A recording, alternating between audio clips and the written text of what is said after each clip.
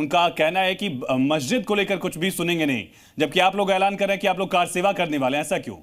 देखिए, आप श्री ने अभी बात बदल दी। आपने मुहूर्त लगाया बाबरी मस्जिद का। बाबर कौन था, उसका इतिहास हम सब जानते हैं। वो आतंकवादी था, इस देश को लूटने वाला था, बहन बेटियों की आबरू लूटने वाला था, वह लुटेरा था, विदेशी आतंकवादी था। उस लुटेरे का नामो निशान इस देश में नहीं रहने देंगे। जहां जहां बाबर का नाम से कोई स्मारक बनेगा वहीं पर भगवा ध्वजा लहरा देंगे। ये ध्यान रखें।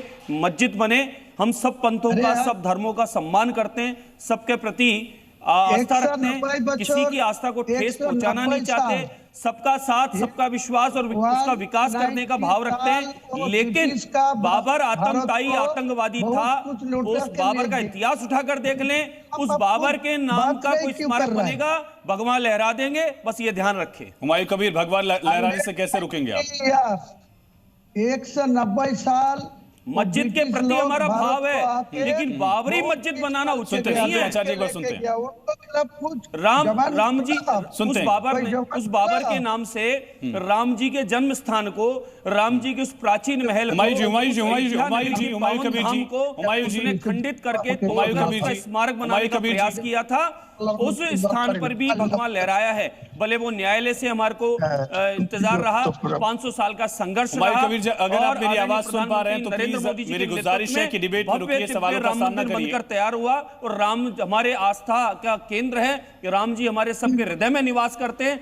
लेकिन बाबर जैसे, औरंगजेब जैसे ऐसे आतंकवादी जिन्होंने भारत की संस्कृति बालमुकुंद जी, एक तबका ये भी आरोप लगा रहा है कि उन्हीं को तोड़ने का काम किया, उन्हीं हुमायूं कबीर को आपकी पार्टी ने ज्वाइन कराया, आपकी पार्टी ने टिकट दिया और आप ही की पार्टी उनको प्लेस करे ताकि बंगाल में हिंदू मुसलमान हो जाए। स्मारक बनना चाहिए इस देश में, बालमुकुंद जी बर्दाश्त नहीं होगा। बालमुकुंद जी, मेरा सवाल ये है, एक तबका ये आरोप लगा रहा है कि वही हुमायूं कबीर जिन्होंने आपकी पार्टी ज्वाइन की, आपके टिकट पर चुनाव लड़ा और आप ही के जरिए अब वो हिंदू मुसलमान की राजनीति कर रहे हैं। देखिए, ये हिंदू मुसलमान का मामला नहीं है।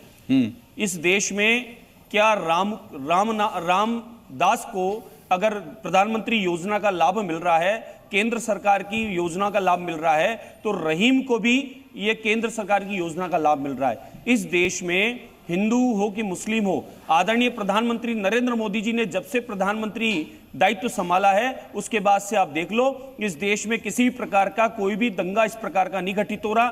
कुछ प्रदेश अपनी राजनीति चमकाने के लिए ममता बनर्जी जैसे कुछ ऐसी जरूर हरकतें करवा रहे हैं। बाकी इस देश में सबका साथ, सबका विश्वास के साथ विकास किया जा रहा है और ये कट्टरता खत्म करने का ऐतिहासिक काम आदरणीय मोदी जी ने किया है। उनका ये कहना है कि हमारी मस्जिद इसी नाम से टूटी, इसी नाम से बना रहे हैं। नहीं तो बाबर का नाम तो नहीं चलेगा साहब। बाबर का, ये कैसी बात कर रहे हैं? एक तरफ बाबर को मुर्दाबाद कह रहे हैं, बाबर के खिलाफ ये कह रहे हैं कि हम हैं, फिर बाबर के नाम से बना रहे हो। अरे साहब, जब दो बातें आप नहीं रुक पाए तो लोग पर जब ईंटें पड़ रही हैं, चरित्र सब एक दीवार उठेगी, तब कैसे रुकेंगे आप?